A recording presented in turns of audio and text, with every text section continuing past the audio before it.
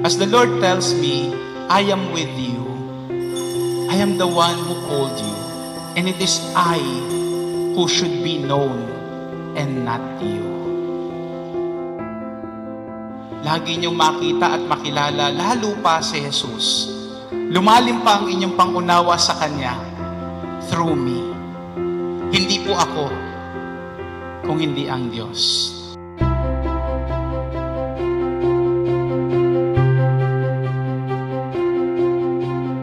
Hindi ko pinangarap maging pare.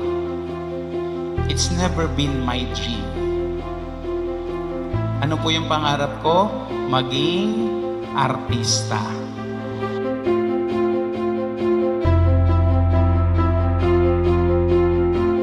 Kidding aside, I wanted to be an engineer. Because gusto ko po yung mga drawings, painting, sketching, yan talaga yung hilig ko. To found out, after years of serving as a priest, na-realize ko, engineer din pala ako.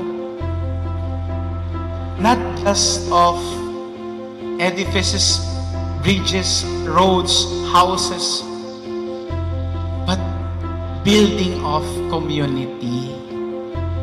More than those I dreamt of.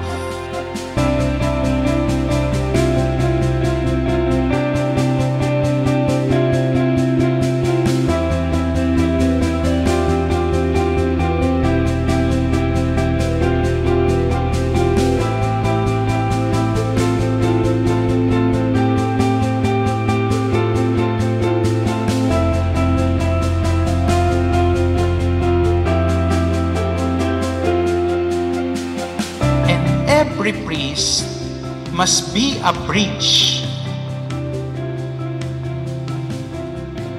to the people and God. That is our role, to bring people closer to the Lord.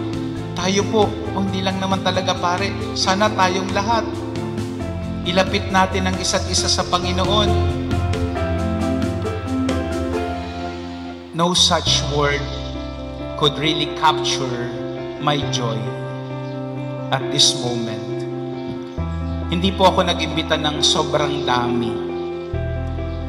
Itong mga nandito ngayon, salamat po for your support, for your prayers to me, for everything.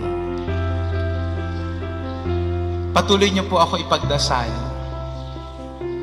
At makakaasa po kayo na patuloy ko rin po kayo ipagdarasal. The gift of the priesthood. Kung tatanungin niyo po ako, Father, bakit ka naging pare?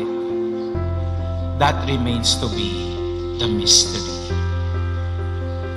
Diyos na po ang bahala na sumagot niyan. Amen.